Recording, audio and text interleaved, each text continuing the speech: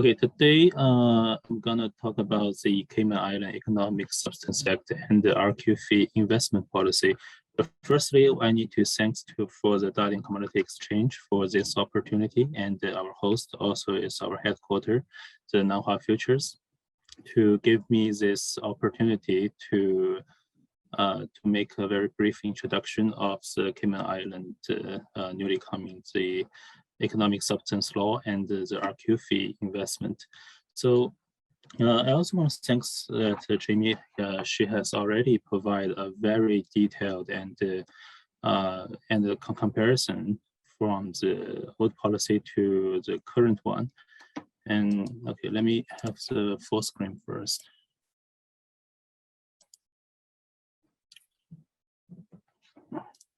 Okay. Let me just have a very brief introduction of the HGNH asset management company. And actually, we established in Hong Kong the HGNH group. The formal name is Nanhua Hong Kong in 2006. So it's already 15 years ago. And we are the first 5 or 6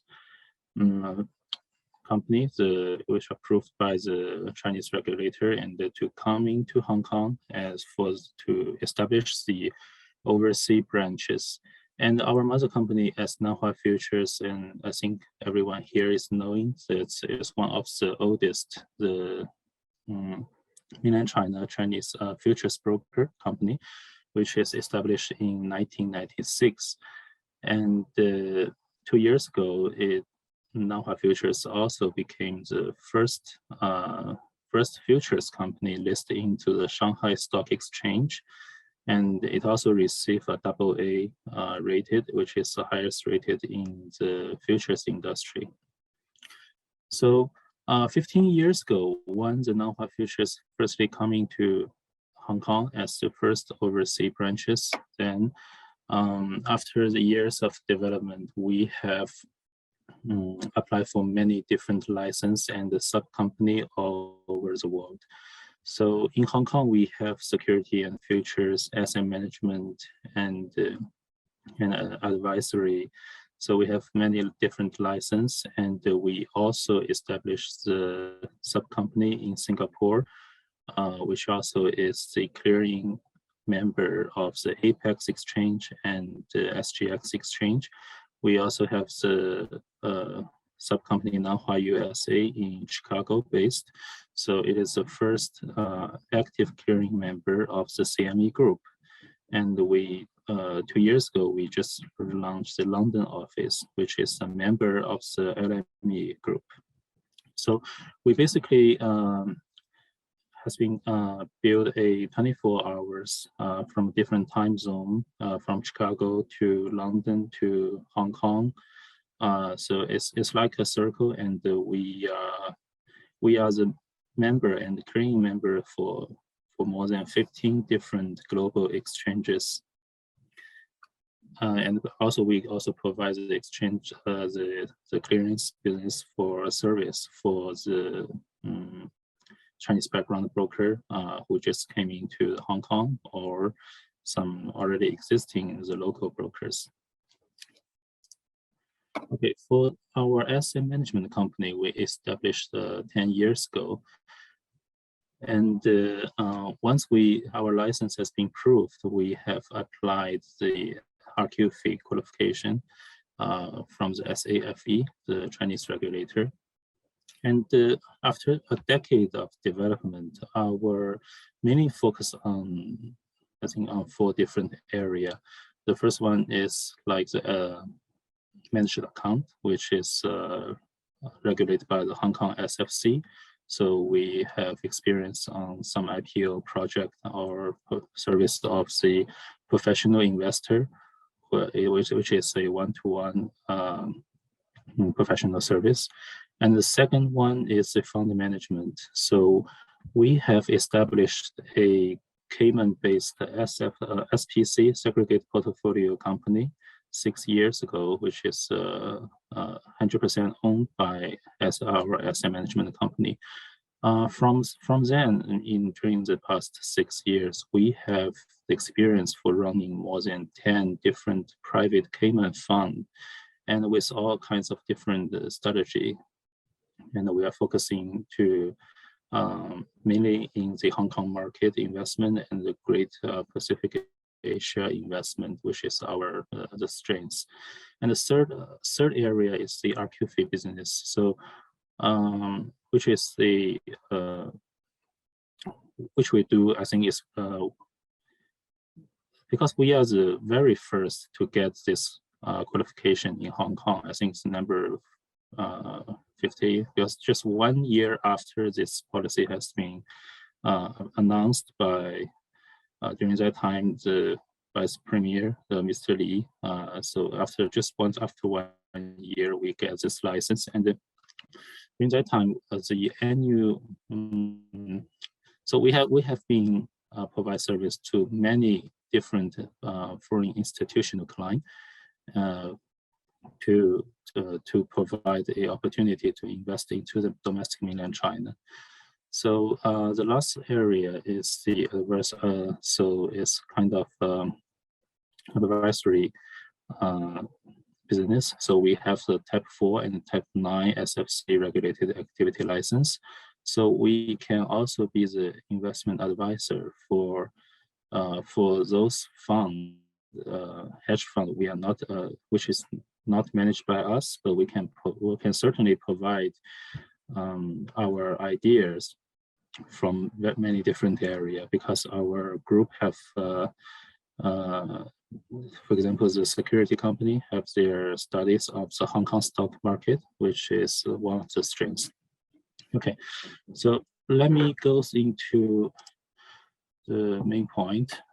So the Cayman Island Economic Substance Law. So once we talk about the hedge fund, so most of it is launched in Cayman Island or BVI or such islands which have zero capital gain tax.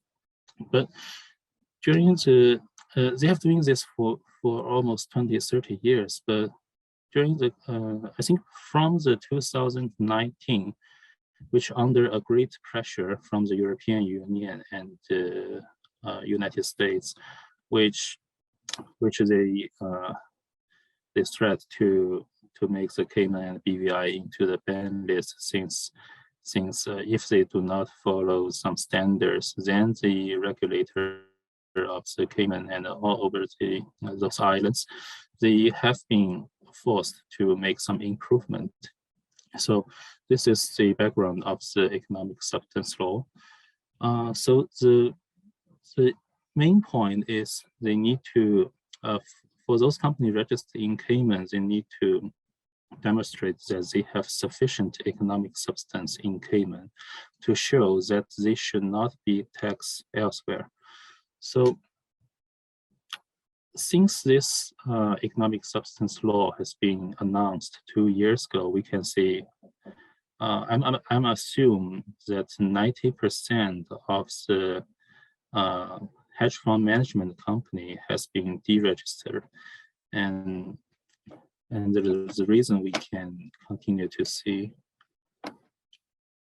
So for what entity that is subject to the ES Act, so we can see from our asset management perspective, the first line, the fund management, which is the main area, but not limited on that.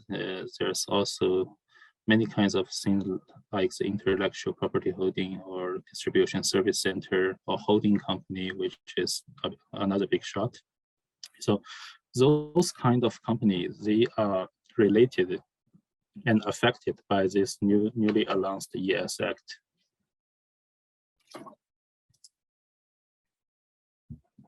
Okay,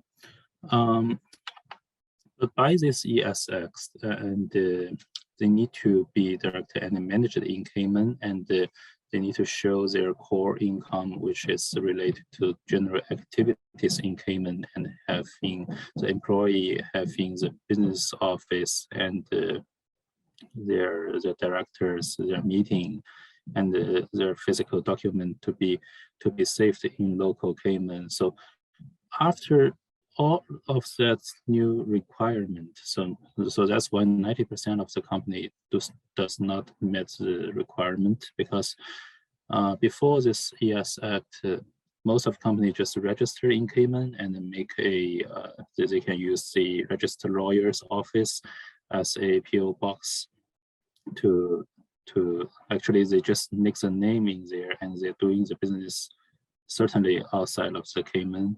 And what they need to do is just need to do the annual audit and then making the annual registration fee to the registration office, and also the director fees, such things. So why is the company directed and managed in Cayman? So there's different key point that so yes, the most important is they need to physically present, and there's a board meeting in Cayman, and so basically this ES Act is to make sure you're doing things within the area of the Cayman Island, and you need to have an office in there, and you need to have maybe local director to live in there. So that would be very difficult for most of the hedge fund management office to cooperate with.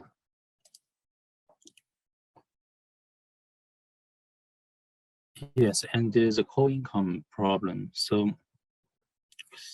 so as we know, the Cayman Island has zero capital gain taxes, and I think a couple months ago, when the G8 meeting and the United States and other European countries are trying to make a announcement for a minimum of 15% of the corporate tax for all over the world, which in I think the Hong Kong and Singapore slightly higher, maybe 16%, but for Cayman 0%. And so they were still continuously to receiving the pressure from the old financial superpower, can see. Okay. So the exceptions are very limited because you can see only the holding company business and the intellectual. So they might find a way, but in Cayman Island for a hedge fund management business, it would be very difficult to make any exception. But rather than Cayman, there's some other option. For example, the BVI Island, they have a things called approved manager. There are certain, maybe a couple, several different level of the management license. So the approved manager, once they have applied, then they can try to manage a hedge fund no more than the AUM is less than $400 million US. So in BVI, it does not have such such economic substance act, right, like Cayman having today, but sooner or later, we believe it will be just same as Cayman.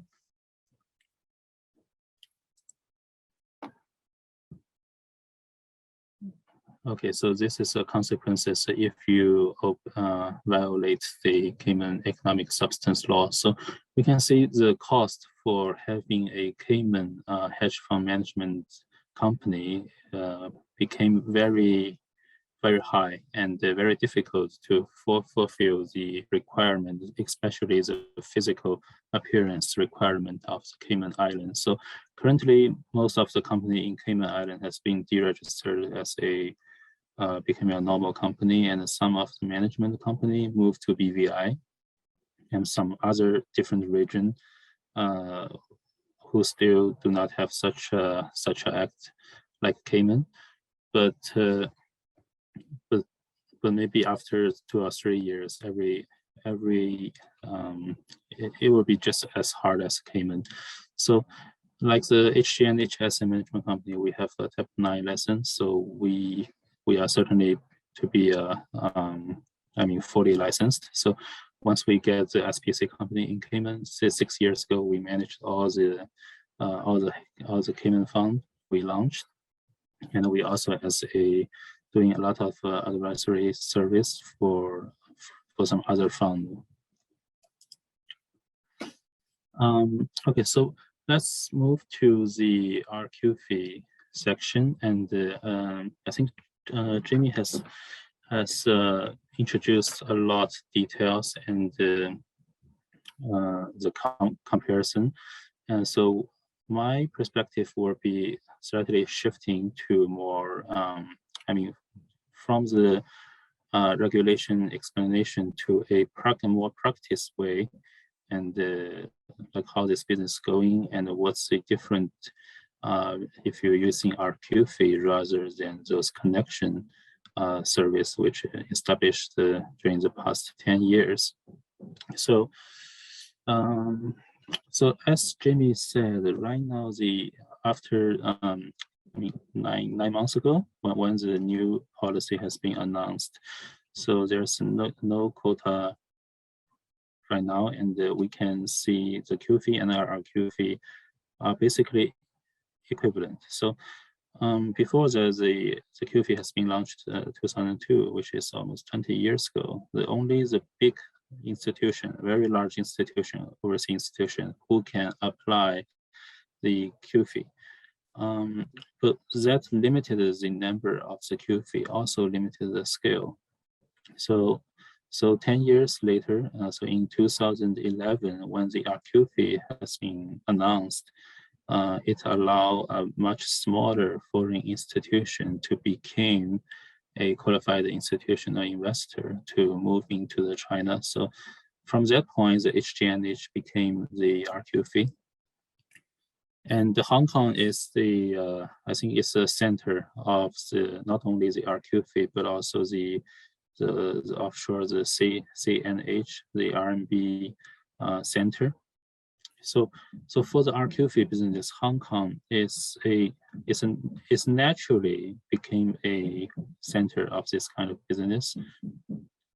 But other than Hong Kong, I think the regulator SAFE also released the RQFII and QFII to Singapore, the UK, and most of the country. But Hong Kong still represent a most important part of this kind of business.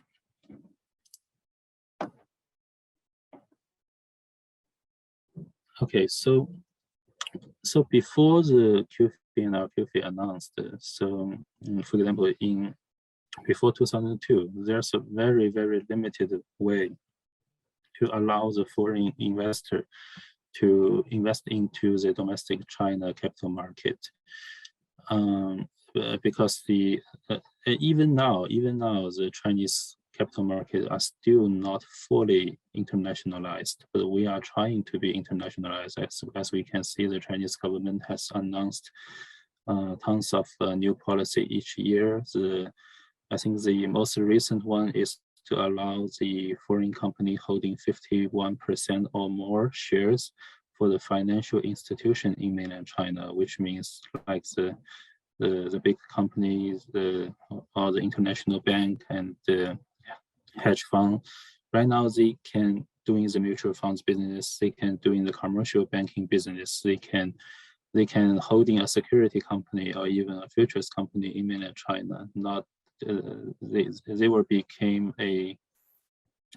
having the holding power. So we can see not only the past 20 years, but past 40 years, if we look back to the Chinese capital market, which is a path of the development and the internationalize. So for both two stock exchanges, the Shanghai and Shenzhen established in early 1990, and by that time it has the B shares for the, but it's a very, very small and limited exposure. And before the QFII launched, there's almost no way to invest into the stock market. And during the past 10 years, when we can see the Hong Kong Shanghai Stock Connect and the mutual fund recognition between Hong Kong and China. And 3 years ago, there's a bond connect, although there's only a single way right now, but I believe the south direction will be open very soon. So we can see because of those internationalized policy, the RQFII and QFII have lost their advantage because right now, if an investor can just invest Chinese stock market from the Hong Kong broker directly, why they should need to using a RQFII? That's I need to explain. So this is basically a timeline. So I think Jamie has covered that. That shows from 2002 and 2017 the major innovation. Some of them are led by the Hong Kong Stock Exchange, Mr. Li Xiaojia, and some of them are announced by the Chinese government. But each of them are a major step for connecting the world and China. So Jimmy has also covered the new investment target, which the RQFII and QFII allowed. So the major thing we are still waiting for is the commodity futures. We need to have a better guideline, but for me, I think another important thing is that you can invest into the private fund in mainland China, because the private fund and mutual fund in China during the past couple of years, they just expanding extraordinary, and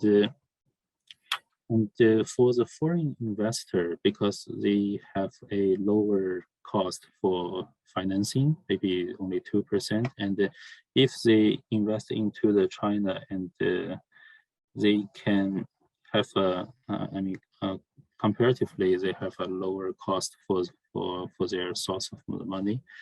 And also there's another thing is I need to mention is the currency risk, because for RQFII and the QFII, right now they are the same, because even RQFII, you can choose a different currency to deposit it into the mainland China. But since the investment target, most of it are priced as RMB priced, so you need to convert the foreign currency into the RMB, so which makes no difference than for RQFII and QFII. And then if the client do that, they will have a currency risk exposure. So they can either hedge it within the RQFII account, or they can hedge it outside individually. Yes, and for the client to invest into China, other than the currency things, then they can certainly enjoy a much higher capital return, as it is kind of expectation, because the Chinese market, by the inflation rate or people's idea, they might think people in domestic China's market, they are looking for a much higher return. And in last year, I think even a lot of mutual funds receive 100% or more as a capital gain. So the private fund, some of the private fund even higher. So which is kind of unimaginable outside of the China, for example, in Hong Kong market. And let's direct back to the question: if I can open a Hong Kong security broker account, and I can use the Hong Kong Shanghai and Hong Kong Shenzhen stock connection and the bond connection, which is North Direct, to invest into the mainland China. Why should I use the RQFII to go into China? I think for this question, firstly, is those stock connection projects are not fully covered the entire stock market. There's only they have a list, but certainly I think only maybe half, or slightly more than half of the stock on the list. So some of the stocks which you cannot invest. And secondly is if if you invest into from the Hong Kong broker, then you have a T+2 clearance time. But in mainland China, that's T+1. And due to the holiday difference, because in Hong Kong they have both Western and Eastern holidays, so if the Hong Kong having their own holidays time when the Hong Kong Stock Exchange which shut down, or even by the bad weather conditions, the typhoon condition, or the heavy rain when the stock market shut down, then the investor in Hong Kong cannot buy or sell the mainland China stock through the connection, because the connection will be shut down as well as the exchange shut down. So you can see the situation. In Hong Kong, you cannot do any trading, but in domestic China, the market is still running. So that's make a huge risk exposure for the different of the, because you cannot make any move. And I think the third thing is if you go through the RQ phase, then you can participate into the IPO shares. And many of you might know the IPO in China, which is a 99%, just a matter of how many money you can win, but there's a very little chance to lose, not like the US or Hong Kong market. So participating into the IPO market became another huge interest for the foreign investor, because HGNH have doing this for quite a long time, and we continuously receive a very positive return through this participating into the mainland China IPO. And the last thing is, if you go into going with RQFII, then you can doing the vote, and you can have an influential power of the board meeting, because once you can see the QFII or RQFII holding certain percent of the shares of a listed company, then they have an influential power. But if you buy the stocks from the Hong Kong Shanghai Connect or Hong Kong Shenzhen Connect, then you do not have the voting rights. So, and let's go back to the November the 1st, 2020, when this new regulation has been announced, which expands the investment target. So I think this is which gives the RQFII and the QFII a rebirth, because before that, it's slightly not many people still interested, because it's 20 years and 10 years old policy, which the world is running fast. And right now, the RQFII and QFII are catching up. Okay.